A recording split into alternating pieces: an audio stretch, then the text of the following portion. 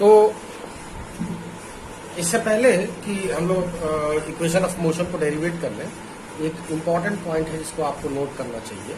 ठीक है, मैं ये बताने जा रहा हूं आपको कि ये टाइम है और ये डिस्प्लेसमेंट है, वेलोसिटी है, राइट।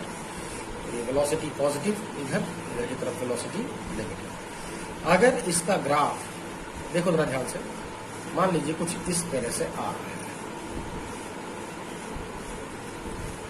कैसा आ रहा है, यह तक ले लो बस खाली, इस तरह से ग्राफ आ रहा है। तो कोई भी टाइम वेलोसिटी कर्व, इसका जो एरिया है, जो टाइम एक्सिस से जो एरिया बाउंड कर रहा है, उसको हम क्या बोलते हैं, डिस्टेंस या डिस्प्लेसमेंट, है ना। एरिया मैं यहाँ पे अगर बताऊँ आपको, एक छोटा ग्राफ अगर बना के, यहाँ पे देखो टाइम वर्सेस वेलोसिटी, मान लीजिए ये कोई कर्व है, ये ऐसे आ रहा है ये। तो अगर आप इसका यहाँ से t इज इक्वल टू 0 से और t is equal to t तक, अगर ये आप एरिया अगर आप निकाल रहे हो, तो ये उस पार्टिकल की, ये जो एरिया है वो पार्टिकल की क्या बताता है, ये जो एरिया है वो क्या बताता है, या तो डिस्टेंस को बता रहा होता है या फिर डिस्प्लेसमेंट को बता रहा होता है। तो area bounded by VT curve with time axis gives the value of distance और displacement। ठीक है, तो ध्यान दीजिए, डिस्टेंस क्या है, डिस्टेंस का मतलब ये है कि देखो, ये मान लीजिए कर्व कुछ इस तरह से है, तो ये जो एरिया आपको दिखाई दे रहा है, area 1, area number 2, area number 3, area number 4, इसके आगे नहीं है कुछ भी ये। ठीक है, तो अगर आपको डिस्टेंस निकालना है तो डिस्टेंस हो जाएगा एरिया ऑफ, इसका area A1 plus A2 plus A3 plus A4। आंख बंद करके सबको जोड़ दो, सारे एरिया निकालो, सबको जोड़ दो, तो आपको डिस्टेंस पता लग जाएगा।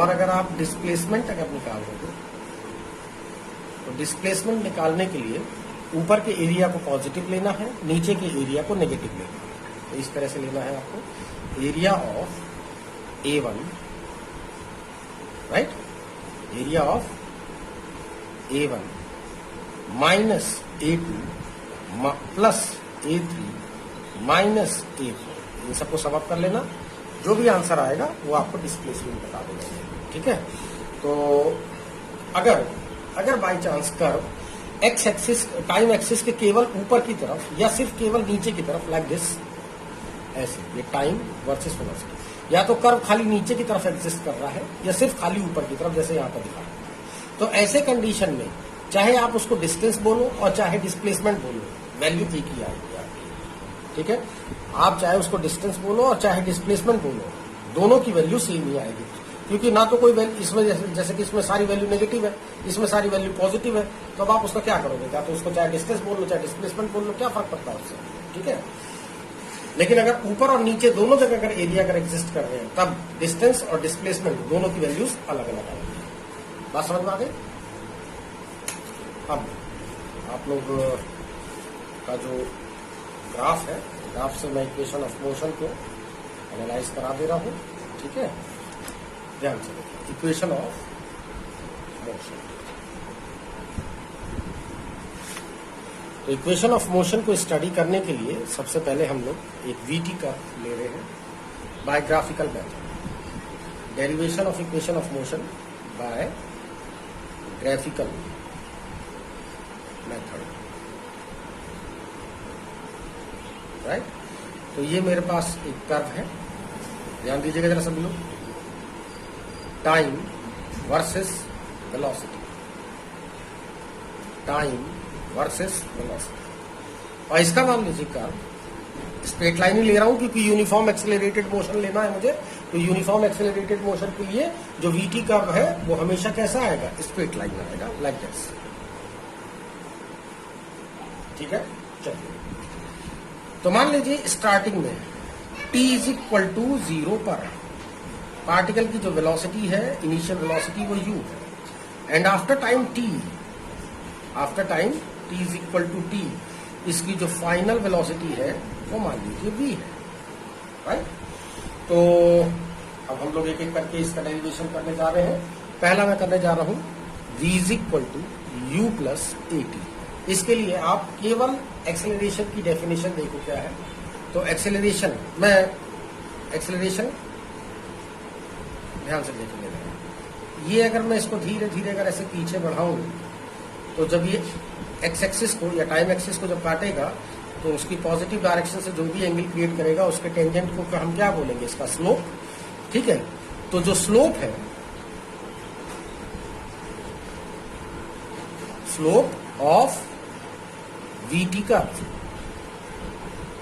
इज इक्वल टू किसके होता है, एक्सेलरेशन के, राइट। वीटी कर्व का जो स्लोप है यानी कि delta we upon delta T, वो किसको रिप्रेजेंट करता है, वो करता है आपको किसको, एक्सेलरेशन को रिप्रेजेंट करता है। अब मैंने स्लोप निकालने के लिए मैंने अभी भी आप लोगों को एक मेथड बताया था, और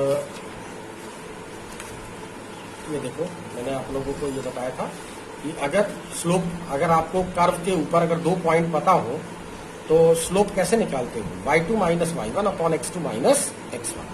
ठीक है ना, बात समझ में आ गई। तो यहाँ पे जरा ध्यान देंगे आप लोग। आप इसके ऊपर 1-2 पॉइंट ले लीजिए। कौन कौन से पॉइंट, एक पॉइंट ये वाला ले लीजिए, एक पॉइंट ये वाला ले लीजिए, 2 पॉइंट मिल जाएगा आपको। तो पहला पॉइंट है, देखा लो x, y, यानी कि t की वैल्यू 0 है तो 0, u, राइट। और इसके लिए x, y, that is t, v, t, v। ठीक, तो ये x1 y1 की तरह एक्ट कर रहा है, ये x2 y2 की तरह एक्ट कर रहा है। तो बताएं जो इसका स्लोप है यानी कि जो एक्सेलरेशन है वो किसका है, y2 माइनस y1, है ना। तो y2 minus y1 that is v minus u upon x2 minus x1 that is t minus 0, cross multiply कर लीजिए तो ये कितना हो जाएगा, at is equal to v minus u, that is v is equal to u plus at। ये लीजिए, ठीक है, समझ में आ गई बात।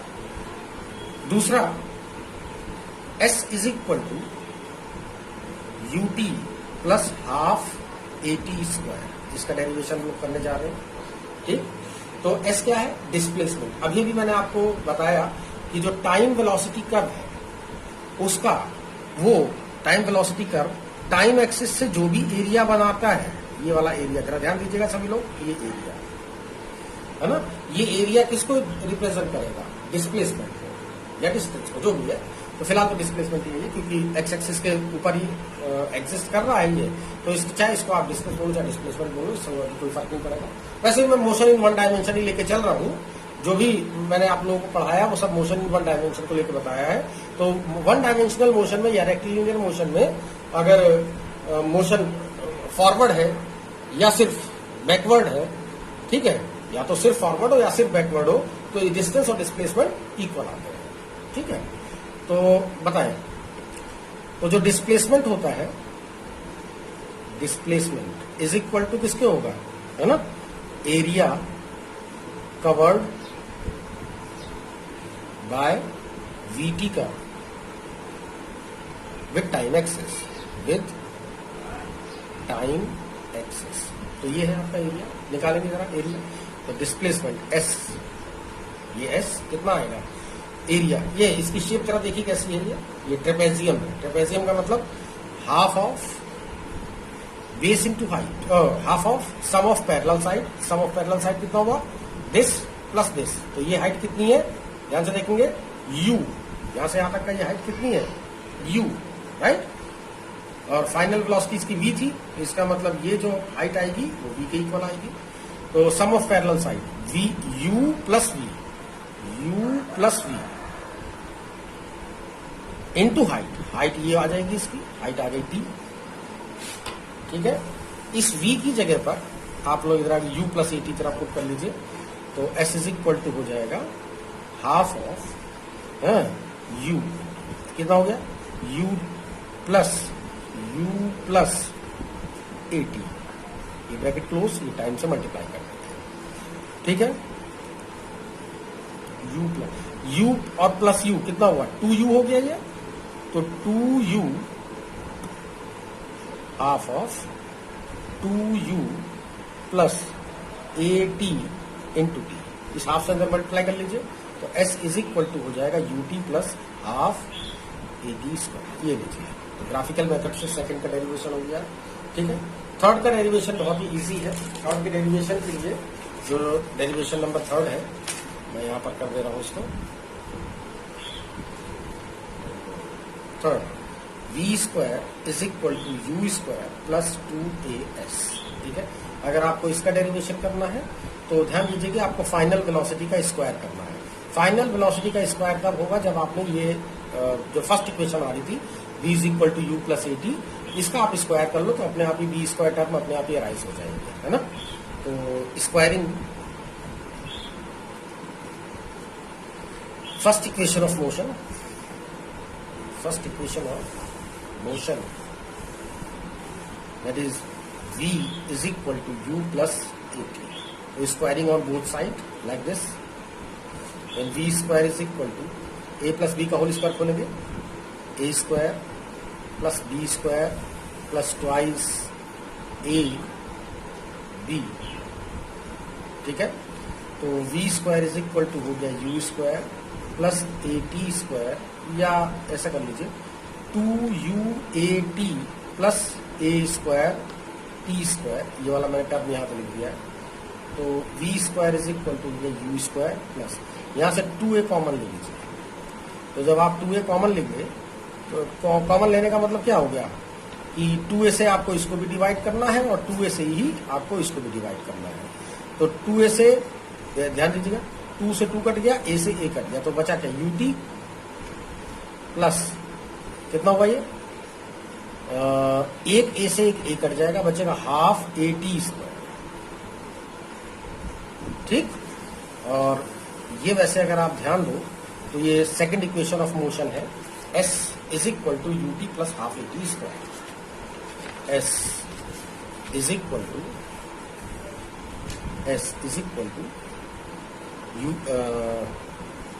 v square is equal to u square plus 2a, और इसकी जगह पर क्या आ गया s। ये है थर्ड इक्वेशन ऑफ मोशन, ठीक है। अगर मोशन यूनिफॉर्मली एक्सिलरेटेड ना हो, अगर मोशन यूनिफॉर्मली एक्सिलरेटेड ना होती, कैसा होता, मान लीजिए रिटार्डेशन होता उसका। जैसे कि मैं मान लीजिए ग्राफ मैं ऐसे बना देता इसका, टाइम वर्सेस वेलोसिटी। तो अगर टाइम वर्सेस वेलोसिटी का कर्व अगर बाई चांस मैं इस तरह से बना देता, देखो जरा ध्यान से ऐसे, ठीक है। तो ध्यान दीजिएगा, अब की बार स्लोप ग्रेटर देन 90 है, नेगेटिव आएगा स्लोप इसका मतलब एक्सेलरेशन नेगेटिव है। एक्सेलरेशन नेगेटिव का मतलब रिटार्डेशन, यानी कि ब्रेक लगा रहेगा, ठीक है, यानी कि टाइम के साथ साथ वेलोसिटी कम होगी। अगर ऐसा होता तो इक्वेशन ऑफ मोशन क्या आती, तो जरा ध्यान दीजिएगा, v इस पॉइंट के coordinate initial t is equal to 0 पर पार्टिकल की जो इनिशियल वेलोसिटी है वो u है, and t is equal to t पर, है ना, t is equal to t पर।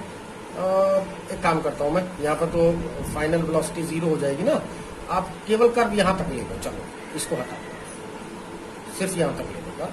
t is equal to t पर जो पार्टिकल की जो वेलोसिटी है वो v है, ठीक है, बात समझ में आ गई। तो ये सिर्फ कर्व यहां से यहां तक का है, तो t is equal to t पर पार्टिकल की जो फाइनल वेलोसिटी है वो v है, ठीक।